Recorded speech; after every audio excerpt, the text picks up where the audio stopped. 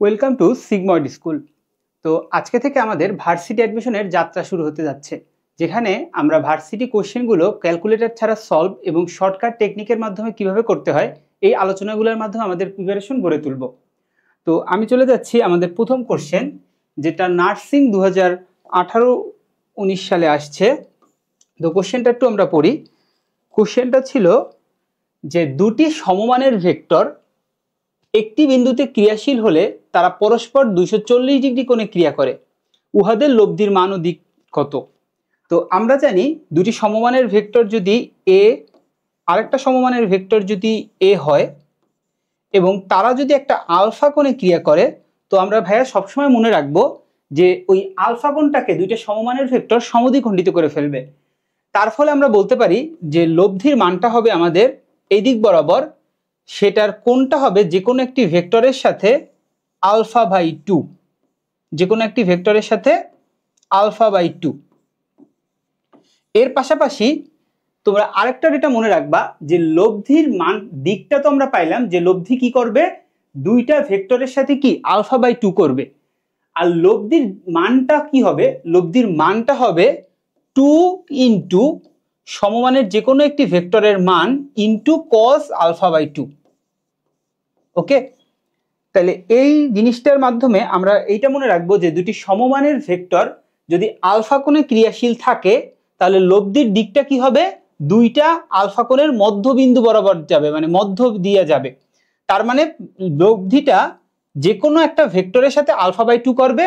এর পাশাপাশি আমাদের এইটাও একটু মনে রাখতে হবে, যদিও কোশ্চেনটা এটা চায় নাই, যে এই ভেক্টরটার মানটা হবে 2 ইন্টু যে কোনো একটি ভেক্টরের মান ইন্টু কজ আলফা বাই 2। তাহলে দেখো আমাদের কোশ্চেনটাতে বলছে এই আলফাটার মান 240, মানে দুইটা ভেক্টর যে ক্রিয়া করতেছে এই ভেক্টরটার আলফাটার মান 240। তাহলে লব্ধিটা কি করবে ভাইয়া, লব্ধিটা করবে এই আলফা কোণটাকে অর্ধেক করে ফেলবে, মানে 120 ডিগ্রি কোণে লব্ধিটা ক্রিয়া করবে। তো আমাদের ডাইরেক্ট ফাস্ট ফরওয়ার্ড অ্যান্সার হইল 120। আমরা একটু সেকেন্ড কোশ্চেনটা চলে যাই। এখানে বলছে একটি 3 এককের ভেক্টরকে 4 মানের ভেক্টরের সাথে যোগ করলে লব্ধি ভেক্টরের মান নিচের কোনটি হতে পারে না। তো আমরা জানি দুইটা ভেক্টরকে যোগ করলে লব্ধির মানটা তাদের মধ্যবর্তী কোণের উপরে ডিপেন্ড করে, মধ্যবর্তী কোণের উপরে ডিপেন্ড করে। এর পাশাপাশি আমরা আরেকটা তথ্য জানি, দুইটা ভেক্টরের লব্ধির সর্বোচ্চ মান কত হতে পারে ভাইয়া, a প্লাস বি, যখন তারা 0 ডিগ্রি কোণে ক্রিয়া করবে। আর সর্বনিম্ন মান কত হইতে পারে, a মাইনাস বি, যদি এ ভেক্টরটা বড় হয়। তাহলে লব্ধির সর্বোচ্চ মান হইতে পারে a প্লাস বি যদি 0 ডিগ্রি কোণে ক্রিয়া করে, আর সর্বনিম্ন মান হইতে পারে a মাইনাস বি যদি 180 ডিগ্রি কোণে ক্রিয়া করে। তাহলে এইখানে তোমাকে বলছে কি যে 3 একক মানের একটা ভেক্টর আছে আর 4 একক মানের একটা ভেক্টর আছে, ঠিক আছে। তাহলে এই দুইটা ভেক্টরকে তাদের মধ্যবর্তী কোণের উপরে ডিপেন্ড করে আমরা বলতে পারি ভেক্টর দ্বয়ের সর্বনিম্ন মানটা কি হইতে পারে, a মাইনাস বি, আর সর্বোচ্চ মানটা কি হতে পারে, a প্লাস বি। সরি, ভেক্টরের মানে আমরা অ্যাকচুয়ালি মান নিয়ে কাজ করতেছি, তো ভেক্টর সাইনটা না দিলেও হবে।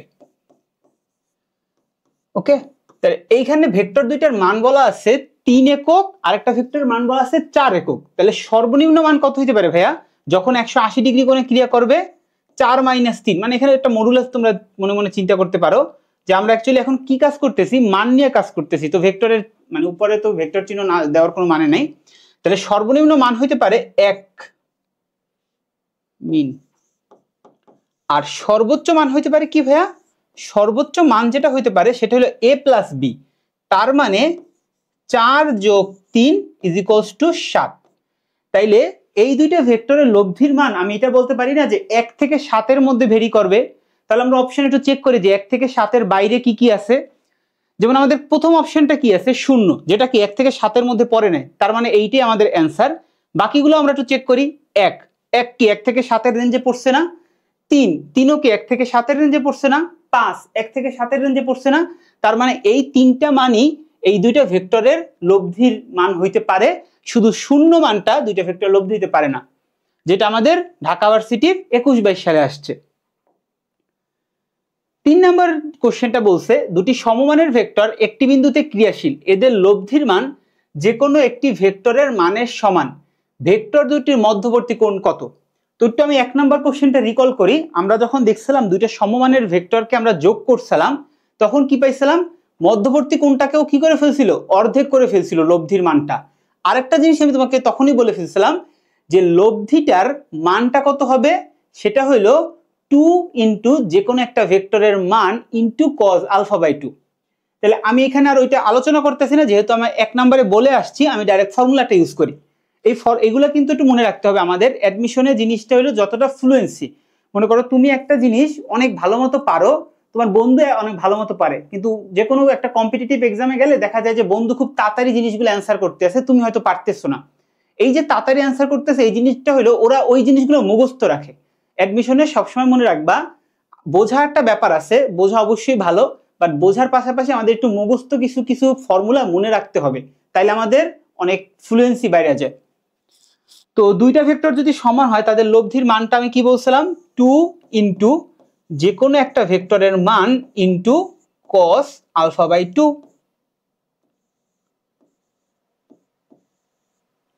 এখন দেখো কোশ্চেনটাতে কি বলছে, দুটি সমমানের ভেক্টরের একটি বিন্দুতে ক্রিয়াশীল, এদের লব্ধির মান যে কোনো একটি ভেক্টরের মানের সমান। তাহলে এই যে লব্ধির মানটা তুমি পাইছো ভাইয়া, এইটা হলো যে কোনো একটা ভেক্টরের সমান। তাহলে যে কোনো একটা ভেক্টরটা কি? এ। যে কোনো একটা ভেক্টরটা কি? এ। তাহলে এ এ উভয় সাইড থেকে কাটাকাটি যাবে। তাহলে আমরা কি পাইতেছি ভাইয়া? cos α/2 ইজ ইকুয়ালস টু কত? 1, sorry half. cos α/2 is equals to আমরা কি পাইতেছি ভাইয়া? হাফ। তো এইখান থেকে আমি আলফার মানটা কি বের করতে পারি? আলফার মানটা যেটা বের করতে পারি যে α/2 is equals to cos 60 degree. আমরা জানি না cos 60 ডিগ্রির মান হাফ, তো α/2 ইজ ইকুয়ালস টু 60 ডিগ্রি। তাহলে এখান থেকে আমরা বলতে পারি alpha is equals to 120 degree. তাহলে এইখানে আমাদের অ্যান্সারটা হইলো 120 ডিগ্রি। ওকে, তো তুমি একটু চিন্তা করে দেখো, একজনে এরকম ভাবে অঙ্কটা করছে, আরেকজন করছে কি দুইটা ভেক্টর লব্ধির সূত্র লেখছে যে দুইটা ভেক্টর যদি এ আর বি হয় তাদের মধ্যবর্তী কোণ আলফা হয়, তাহলে লব্ধির ফর্মুলাটা হবে a স্কয়ার যোগ b স্কয়ার যোগ 2ab cos আলফা।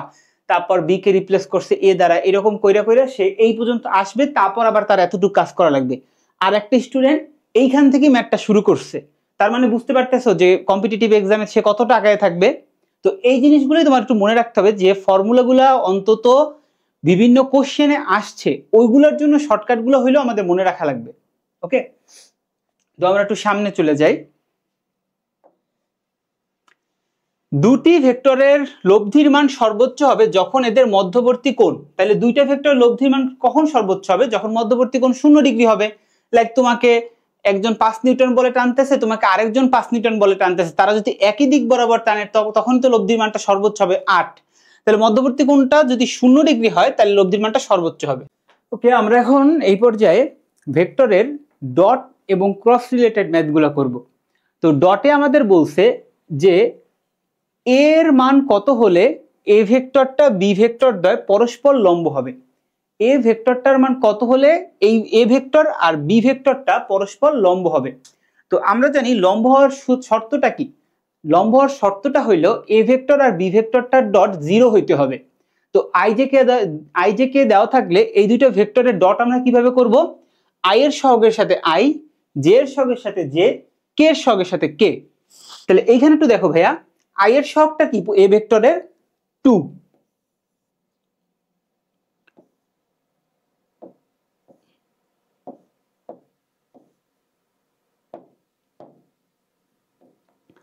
তাহলে আমাদের এ ভেক্টরটার আই এর সহগটা হইলো 2 ইন্টু বি ভেক্টরটার আই এর সহগ কি ভাইয়া? এ, যোগ এ ভেক্টরটার জে এর সহগ কি? 2, বি ভেক্টরটার জে এর সহগ কি? 1, যোগ এ ভেক্টরটার কে এর সহগ কত? -1 ইন্টু বি ভেক্টরটার কে এর সহগ কত? যেহেতু কে নাই তাহলে মানে আমরা বুঝে নেব 0 0 ইজ ইকুয়ালস টু কত ধরবো? আমি আগেই বলছি যে দুইটা ভেক্টর যদি লম্ব হয় তাদের ডট প্রোডাক্টের মানটা হতে হবে 0। তাহলে এইটা ইজ ইকুয়ালস টু আমরা ধরবো 0। তাহলে এইখান থেকে তুমি এর মানটা বের করে ফেলতে পারবে না, ইজি। লাইক এইটা 2টা যদি ওই সাইডে যায় তাহলে -2 আর এই 2 দ্বারা ভাগ করলে a = -1। 3 নম্বর কোশ্চেন আমাদের বলছে তিনটি ভেক্টর a b ও c তাদের মান যথাক্রমে 4 3 5 যোগ করলে 0 হয় এবং a + b + c = 0, তাহলে c cross a cross b এর মান হলো। তাহলে এই কোশ্চেনটা একটু দেখো, তিনটা ভেক্টর তোমার বলে দিয়েছে, যাদের তোমার কি করছে মানগুলো বলে দিয়েছে যে a b c তাদের মানগুলো কত 4 3 আর 5। a b c তাদের মানগুলো কি 4 3 আর 5। এরপর বলছে a ভেক্টর যোগ b ভেক্টর যোগ c ভেক্টর = 0। এখন তুমি একটু চিন্তা করো 3 4 5, তোমরা তো ছোটবেলা থেকে পিথাগোরাসের উপপাদ্য পড়ে আসছো। 3 4 5 এটা কম্বিনেশন তোমাদের এরকম ভাবে মনে পড়ে না যে পিথাগোরাসের ক্ষেত্রে আমরা এরকম দেখছি, একটা ত্রিভুজ যদি সমকোণী ত্রিভুজ হয় এইটা 3, এটা যদি 4 হয় তাহলে এইটা আমাদের 5 হয়। ওকে, এই জিনিসটা তো তোমাদের মাথায় আসে তাই না? একটা পিথাগোরাসের উপপাদ্যে সমকোণী ত্রিভুজের বাহু একটা 3 আর একটা 4 হলে আর একটা 5 হয়। তার মানে এই যে ভেক্টরটা 3 4 5 এটা কাইন্ডা রিপ্রেজেন্ট করতে আছে একটা সমকোণী ত্রিভুজ। আর ভেক্টরগুলোকে যদি যোগ করো তাহলে 0 পাও। তাহলে তুমি একটু দেখো, এই 3 থেকে এদিকে 4 গেলা, 4 এদিক থেকে এদিকে গেলা, আর 5 ক্ষেত্রে এদিক থেকে এদিকে গেলা। তাহলে তুমি দেখো এই পয়েন্টটাতে তুমি যদি যাত্রা কইরা চিন্তা করো, যে আমি রেড কালার দিয়ে মার্ক করছি, এই এ পয়েন্ট থেকে যাত্রা কইরা তুমি বি পয়েন্টে গেছো, তারপর সি পয়েন্টে গেছো, তারপর আবার এ পয়েন্টে ফিরে আসছো। তার মানে এই তিনটা ভেক্টরকে যোগ করলে 0 হবে, বোঝা যাচ্ছে না? তাহলে আমাদের ভেক্টরগুলোর ডিরেকশনটা আমরা করে ফেললাম। এখন তোমাকে বলছে সি ক্রস এ ক্রস বি, এই জিনিসটা হলো আমাদের এতটুকু পর্যন্ত আমরা বুঝছি কি এই স্টেটমেন্ট পর্যন্ত। এখন তোমাকে বলছে তাহলে সি ক্রস এ ক্রস বি এর মান হলো, তাহলে আমাদের দেখো এখন তুমি কি বের করতে পারবা না যে এ ক্রস বি করলে তুমি কি পাবা এ বি সাইন থিটা, ক্রসে আমরা সাইন পাই, আর এইটাও যেহেতু মডুলাস আছে আমাদের এখানে মান নিয়েই কাজ। তাহলে এইটা আমাদের এ ভেক্টর, সরি এ ভেক্টরটা আমাদের এই যে 4 একক মানেরটা আমাদের এ ভেক্টর, 4 একক মানের এই যে বিসিটা আমাদের এ ভেক্টর, এ বিটা আমাদের বি ভেক্টর, আর সি এটা আমাদের সি ভেক্টর। তাহলে আমরা এ ক্রস বি যদি করি, এ ক্রস বি করলে আমরা কি পাবো ভাইয়া? এ ক্রস বি করলে আমরা পাবো 3 × 4 sin 90 ডিগ্রি, 3 × 4 sin 90 ডিগ্রি। এখন sin 90 ডিগ্রির মান 1 আমরা সবাই জানি, তাহলে এ ক্রস বি করলে পাবো 12। আর তার সাথে আবার ক্রস করব কি সি ভেক্টরটা। তাহলে এইখানে একটু দেখো এ ক্রস বি এর যে ভেক্টরটার ডিরেকশনটা আমরা পাইতেছি এ ক্রস বি, তাহলে আমরা ঘড়ির কাঁটার ডান হাতে স্ক্রুটা ধরো, এইটা যদি আমার এ ভেক্টর হয়, এটা যদি আমার বি ভেক্টর হয়, বি ভেক্টরটা একটু সামনে আনলাম, তাহলে তুমি এ থেকে বি এর ভেক্টরটার দিকে ডান হাতে স্ক্রু ঘুরাও, তাহলে ডিরেকশনটা কি বোর্ড বরাবর ভিতরে চলে যাবে না? আমাদের ডান হাতের নিয়মটা কি, আমরা যদি একটা ডান হাত দিয়ে একটা স্ক্রু ঘুরাই দুইটা ভেক্টরের দিক বরাবর, তাহলে আমাদের এই বৃদ্ধাঙ্গুলিটা ওইটা ডিরেকশনটা প্রকাশ করে। তাহলে আমরা যদি এ ক্রস বি তে যদি ঘুরাই তাহলে আমাদের বৃদ্ধাঙ্গুলিটাকে বোর্ড বরাবর ভিতরে না, তাহলে এ ক্রস বি ভেক্টরটার মানটা হলো 12 আর দিকটা হলো কি বোর্ড বরাবর ভিতরের দিকে। তার সাথে যদি তুমি 5 এককটারে ক্রস করো তাহলে তুমি কি পাবা? এই বোর্ড বরাবর যদি ভিতরে থাকে, এই দেখো এইটা হলো 5 একক, 5 একক আরেকটা ভেক্টরকে আমি চিন্তা করলাম, তুমি একটু এরকম চিন্তা করো এই বরাবর ভিতরে ঢুকে যাচ্ছে, তাহলে কি এই দুটো ভেক্টরের মধ্যবর্তী কোণটা কি 90 ডিগ্রি বলা যায় না আমাদের? তাহলে আমাদের এ ক্রস বি যে ভেক্টরটা তার সাথে সি ভেক্টরটাও কিসে আছে 90 ডিগ্রিতে। তার মানে আমি বলতে পারি যে এটা হবে 12 × 5 × sin 90 ডিগ্রি। তার মানে sin 90 এর মান তো 1 আমরা জানি, আর 12 × 5 কত 60, তাহলে অ্যানসারটা হলো আমাদের 60। ওকে, তো সোজা কোশ্চেন, বাট আমাদের কিন্তু আগে থেকে কিছু কিছু জিনিস বুঝে নিতে হয়েছিল যে 3 4 5 এই জিনিসটা দেখে অনেকে হঠাৎ করে একটা সমকোণী ত্রিভুজের 3টা বাহু 3টা ভেক্টর নির্দেশ করতে, সেটা আমাকে অনেকের মাথায় আসবে না, তো তারা হয়তো এই কোশ্চেনটা পারতে পারে নাও পারতে পারে, বাট কোশ্চেনটা কিন্তু খুব ইজি ছিল।